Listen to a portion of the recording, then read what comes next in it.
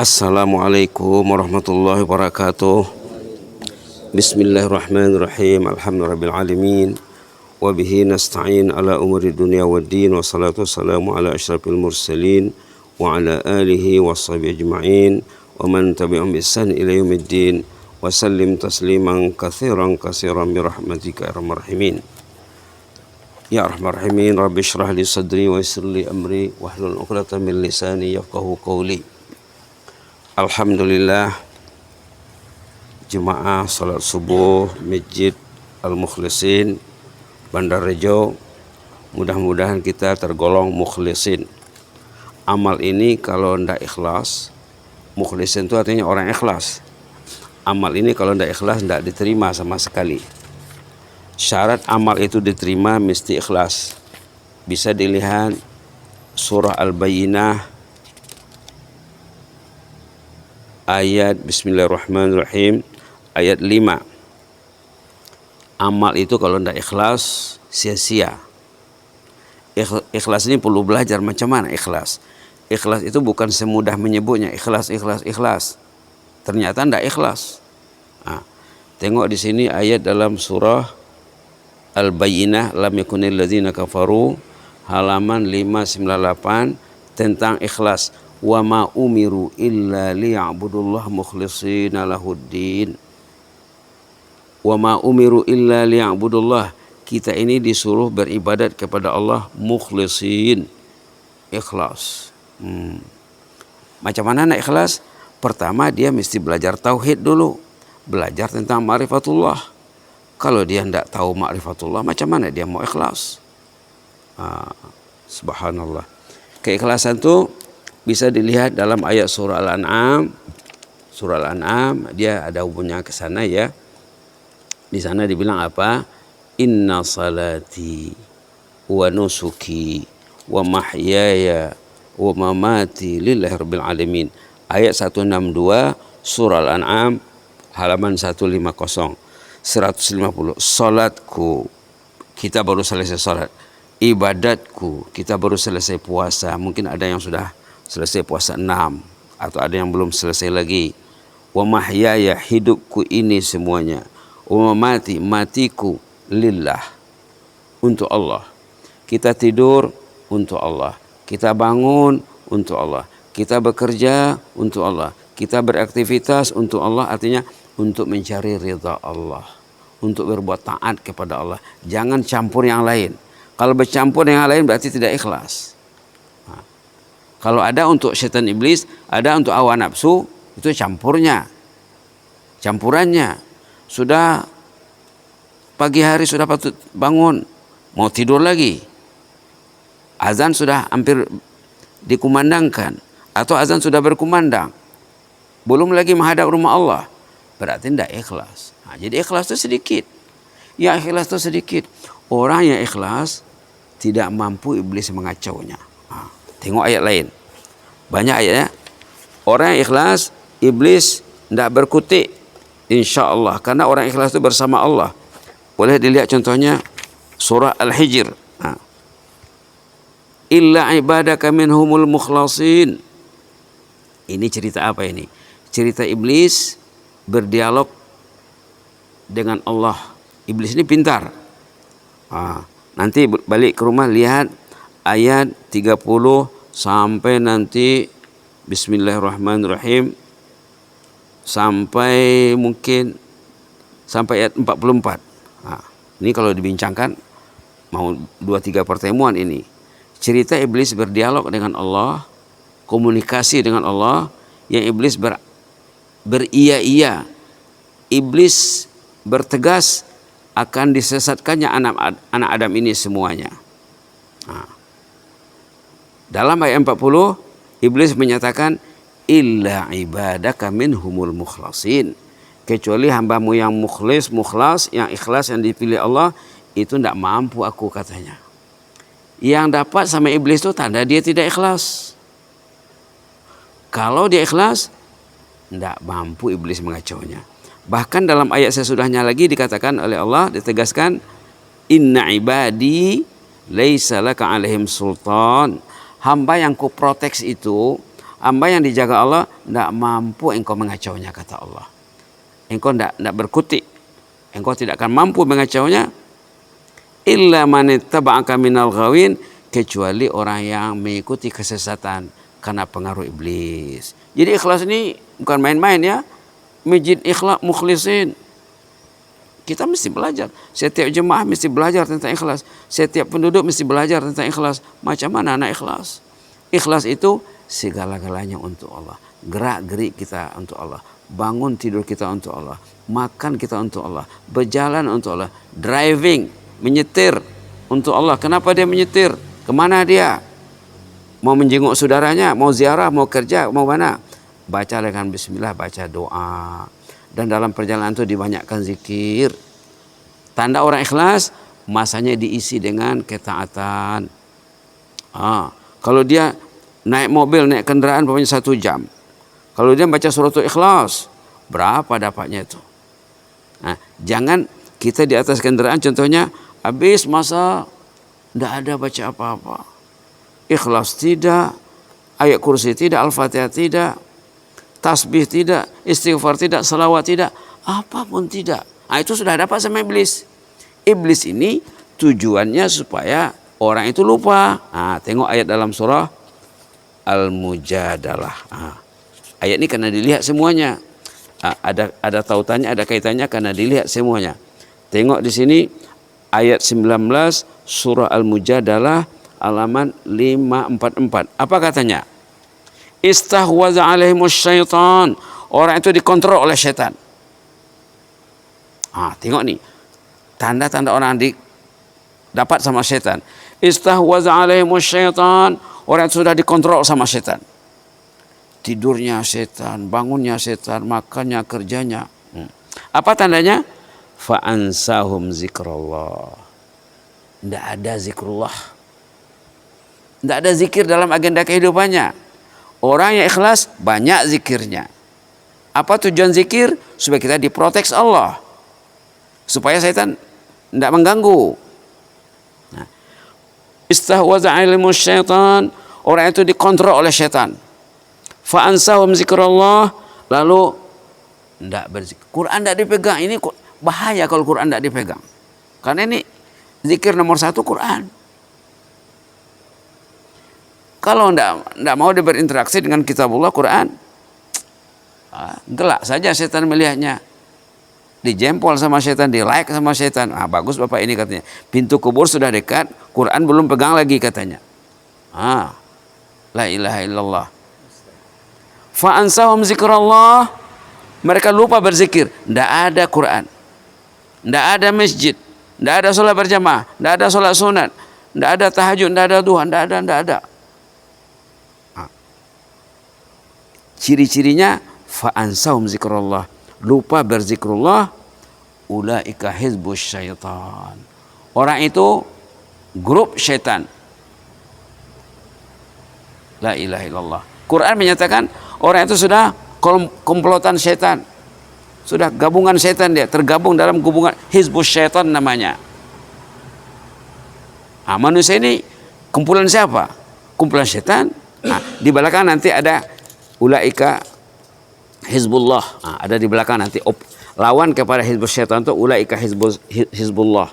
Dalam ayat 23, manusia yang hizbullah, yang kumpulan Allah, dijaga Allah, tidak mampu setan menjaganya. Allah akan menjaganya dan malaikat bersamanya. Untuk mengimbangi kejahatan setan ini, Allah kasih malaikat. Ciptakanlah suasana kemalaikatan dalam hidup kita. Jangan ciptakan suasana kesyaitanan. Kita mesti tahu. Lah anak lah bercucu, waduh paham le. Susah tuh. Ulaika hizbus syaitan. Mereka itu geng syaitan, grup syaitan, kumpulan syaitan. Sekarang ada grup WA lah, grup apalah. Ini grup syaitan ini katanya. Yang tidak berzikir itu grup syaitan. La ilaha illallah. Ala inna hizbus syaitani humul khasirun. Grup syaitan ini hidupnya rugi. Berjalan sekian jam kosong daripada zikrullah. Pergi ke masjid, apa dibacaan di jalan? Pikir-pikirlah, mau bertasbih, mau berselawat, mau baca suratul Ikhlas, pulang dari masjid, pergi lagi, pulang lagi. Coba wiridkan baca suratul Ikhlas saja umpamanya. Berapa dapatnya satu perjalanan? Pulangnya berapa? 5 kali satu hari satu malam ke masjid. Sudah berapa untungnya? Subhanallah. 10 suratul Ikhlas, 1 istana di jannah. Kalau bapak baca suratul Ikhlas 10 kali, ibu baca suratul Ikhlas 10 kali, 1 gedung mewah di jannah. Subhanallah. Ada sahabat Nabi, kelihatan sama Rasulullah bibirnya bergerak. Ternyata membaca suratul Ikhlas. Tidak jemu dia baca suratul Ikhlas. Kata Rasulullah, wajabat. Pasti dapat bapak ini. Ditanya oleh sahabat lain, dapat apa ya Rasulullah? Jannah katanya. Dapat jannah. La ilah. Sahabat Nabi, wiridnya suratul Ikhlas. Dilihat oleh Rasulullah. Dilihat bibirnya bergerak. Wajabat. Wajiblah. Wajib apa? Wajib jannah jadi miliknya, kata Rasulullah sallallahu alaihi wasallam. Ada seorang imam di zaman Rasulullah. Imam nih, ini cerita imam. Imam Masjid Quba di zaman Nabi Muhammad. Kalau dia mau baca ayat dalam salat, tidak pernah tinggal suratul Ikhlas. Setiap mau salat baca suratul Ikhlas. Subhanallah. Subhanallah. Kemarin salat maghrib imam membaca At-Takasur dengan Al-Humazah. Di sini ya. Kemarin salat maghrib imam membaca surah Takasur dengan Humazah. Jadi kalau cara imam yang di Kuba itu, dia baca Qul Huwallahu Ahad dulu, kemudian dia baca Takasur, rakaat pertama. Rakaat kedua dia baca Qul Huwallahu Ahad dulu, kemudian dia baca Wailul likulli humazatil lumazah. Begitu cara dia. Rasulullah tidak pernah bikin, tidak pernah buat macam itu. Jadi jamaah gelisah. Imam, kenapa lain cara imam ini? Nabi Muhammad pun tidak bikin macam itu. Setiap rakaat 2 surah. Tidak pernah tinggal suratul Ikhlas. Kata imam ini, kalau kamu tidak senang dengan saya jadi imam, saya senang jadi makmum, kamu saja jadi imam. Saya bukan mau jadi imam. Selama ini kamu pilih saya jadi imam, itulah caranya saya. Saya siap jadi makmum, saya sholat di belakang nggak apa-apa. Kamulah ke depan, saya di belakang. Tapi jemaah semua suka sama dia. Wah, ndaklah, imam mesti di depan, kami jadi makmum saja. Akhirnya rungutan jemaah, keluhan jemaah sampai kepada Rasulullah. Rasulullah berunding dengan imam ini. Imam, kenapa tidak ikut kehendak jemaah saja? Kenapa imam lain caranya? Apa dia bilang? Inni uhibbuha. Saya sangat mencintai suratul Ikhlas ini. Tidak bisa tinggal. Nah, kalau tinggal ibarat makan tidak bergaram. Ibarat makan kurang garam, masakan kurang garam, kurang bumbu. Saya mesti membacanya juga ya Rasulullah. Kalau saya tinggalkan, saya tidak puas ya Rasulullah. Apa kata Rasulullah? Inilah sebab bapak masuk jannah nanti katanya. Ubbuka iyyaha yudkhilukal jannah, kata Rasulullah. Anda mencintai suratul Ikhlas, sering membaca suratul Ikhlas, tidak bisa tinggal suratul Ikhlas dalam salat, setiap kali salat dibaca, inilah nanti menyebabkan bapak masuk jannah, kata Rasulullah sallallahu alaihi wasallam. Jadi suratul Ikhlas kita banyakkan ya, supaya Allah menjaga kita, supaya setan iblis takut sama kita. Kita tidak tergolong orang yang lupa kepada Allah. Kalau lupa berzikir berarti masanya sia-sia, nanti masa itu akan diambil oleh iblis. Bila saatnya orang sudah pasang iblis, saat mereka kosong. Kalau ketaatan, enggak ada masa iblis ingin mengganggu lagi. Kapan iblis mengganggu? Kalau bapak itu kosong, enggak bikin apa-apa. Kosong, datanglah dia. Zaman sekarang bukan kosong lagi. Orang itu dirintangi, bukan lagi kosong. Mereka terrintang, terlalai. Media kelalaian dia pegangnya. Media yang merintanginya dipegangnya. Berarti ini media perintang namanya. Bukan lagi medsos namanya. Media perintah, media yang melalaikan, media yang menghanyutkan, media dosa, media la ilaha illallah, tak tahulah apa namanya ya. Yang penting, yang jelas kita diperingatkan dalam surah Al-Mujadalah tadi, orang itu kalau tidak berzikrullah dikontrol oleh setan. Ciri-cirinya tandanya apa? Tidak berzikir. Jadi kita dalam hidup ini mesti ada agenda-agenda tertentu. Sebelum ke masjid bikin apa, di masjid, pulang masjid, seterusnya apa. Begitulah ya. Mudah-mudahan bermanfaat. Apa maksudnya tadi? Maksudnya kita ini berhadapan 24 jam dengan setan. Setan sudah berjanji dalam banyak ayat Qur'annya, kalau hambamu yang ikhlas itu, kata setan kepada Allah, tidak mampu aku mengacaunya. Allah sendiri mau jamin. Banyak jaminan Allah dalam Quran, banyak sekali ayatnya. Kita lihat satu lagi sebagai penutup, surah Al-Isra.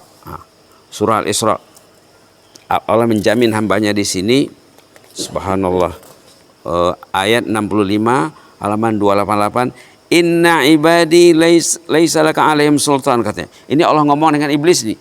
Hamba yang kujaga itu, yang kupelihara itu, tidak mampu engkau mendekatinya. Wa kafa bi rabbika wakila, Allah pandailah menjaga hambanya. Allah sayang sama kita ini sebenarnya lebih daripada kasih sayang ibu lebih daripada kasih sayang ibu kepada anak kecil yang baru lahir. Ada seorang tokoh ulama zaman dulu namanya Yahya bin Mu'az Ar-Razi. Yahya bin Mu'az Ar-Razi ini tokoh ulama tersohor, tokoh waliullah. Banyak disebut namanya ataupun sejarahnya ataupun kata hikmahnya. Suatu hari Yahya terlihat seorang ayah membawa anak kecil. Ini macam mana Yahya ini nak menjinaki hati si ayah. Dia membawa anak kecil. Si ayah membawa anak kecil, dilihat sama ulama besar. Apa kata ulama ini? Atuhibbuhu, kamu sayang sama anakmu ini. Bapak sayang sama anak ini. Iya dong, ini anak gue, katanya. Buah hati belahan jiwa, tentulah saya sayang. Oh begitu ya, kata Yahya bin Mu'az. Allah itu, Anda itu walid, bapak. Father, you are his father. Kamu ini bapak. Begitu hebatnya kasih sayang kepada Allah, kepada anak. Kamu ini sebagai seorang bapak hebat sayangnya kepada anak. Coba bayangkan Khalik, Allah yang menciptakan anak ini. Betapa hebatnya kasih sayang Allah kepada semua makhluk, semua manusia. Sama ada dia sembahyang atau tidak sembahyang. Yang tak sembahyang pun Allah kasih sama dia. Dikasihnya nyawa, dikasihnya tenaga, dikasihnya tempat bekerja, dikasihnya kendaraan, dikasihnya, semua dikasih. Jadi kasih sayang itu ada dua ya. Ada yang umum, ada yang khusus. Yang jelasnya apa? Yang jelasnya Allah ini sangat sayang kepada setiap orang. Itu maka kita wajib menyebut Bismillahirrahmanirrahim. Wajib disebut. Dan bukan disebut saja.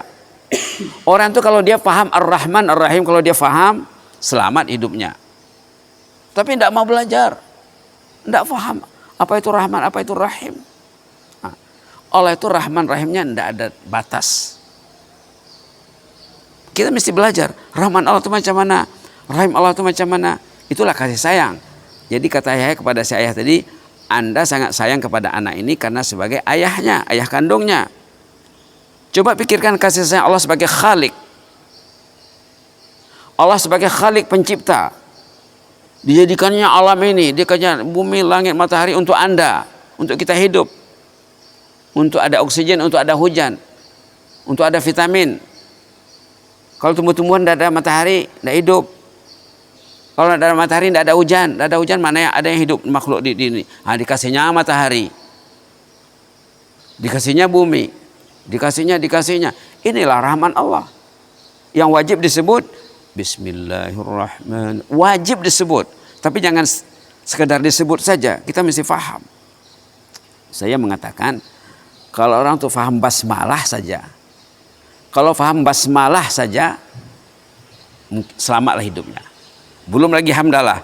Bismillahirrahmanirrahim. Ada Ar-Rahman, Ar-Rahim. Macam mana Ar-Rahman, Ar-Rahim ini? Tapi jangan baca terjemahan. Terjemahan itu enggak nyambung nanti. Baca tafsir, baca pendapat ulama, baca ulasan ulama, baca kisah-kisah salihin. Seperti tadi kisah Yahya bin Mu'az. Terlihat seorang ayah. Anda sayang sama anak ini? Iya dong, katanya. Saya kan ayahnya. Oh begitu ya. Anda ayahnya. Hebat kasih sayang ayah kepada anaknya. Ibu juga demikian, malah ibu lebih hebat lagi. Khalik macam mana? Khalik dijaganya kita, dikasihnya nyawa, dikasihnya tenaga. Tidak ingat kak? Dikasihnya kesehatan. Banyak orang-orang yang sudah mendahului kita yang kawan sebaya, bahkan di bawah kita lagi usianya sudah dalam kubur sekarang. Kita masih hidup. Jadi mudah-mudahan bermanfaat ya. Begitulah tadi kisah Yahya bin Mu'az, kemudian kisah tentang setan iblis dan malaikat. Kita ada bersama malaikat sebenarnya. Jadi selagi kita berbincang, mudah-mudahan Allah mendekatkan hati kita untuk ketaatan. Jazakumullah khairan, barakallahu fikum. Inni uhibbukum fillah.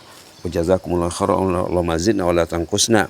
Allahumma zidna wa la tanqusna. Allahumma zidna wa la tanqusna. Wa akrimna wa la tuhinna. Wa atina wa la tahrimna. Wa athirna wa la tusir alaina. Wa ardina wa ya karim. Ya Allah, ampunlah segala dosa kami ya Allah. Dosa ayah dan ibu kami ya Allah, yang sudah mendahului kami ya Allah, sama ada yang masih hidup atau yang sudah meninggal ya Allah. Dosa keluarga kami, anak istri kami, anak cucu kami ya Allah. Dosa masyarakat semua ampunilah ya Allah. Dekatkanlah hati kami kepada kitab suci-Mu ya Allah, untuk mendalaminya ya Allah, agar kami selamat nanti ya Rahmanir Rahim. Ya Allah, ajarkan kami mencintai-Mu ya Allah. Tunjukkanlah kami jalan-jalan cinta kepadamu ya Allah, agar kami tidak lalai ya Allah, tidak lengah ya Allah. Kubur sudah dekat sama kami ya Allah. Besok lusa kami akan meninggal, Engkau akan ambil kami ya Allah. Maka ambillah kami dalam ketaatan, dalam husnul khatimah. Rabbana atina fid dunya hasanah wa fil akhirati hasanah wa qina azabannar. Subhana rabbika rabbil izzati amma yasifun wa salamun alal mursalin. Alhamdulillahil alamin. Wassalamu alaikum warahmatullahi wabarakatuh.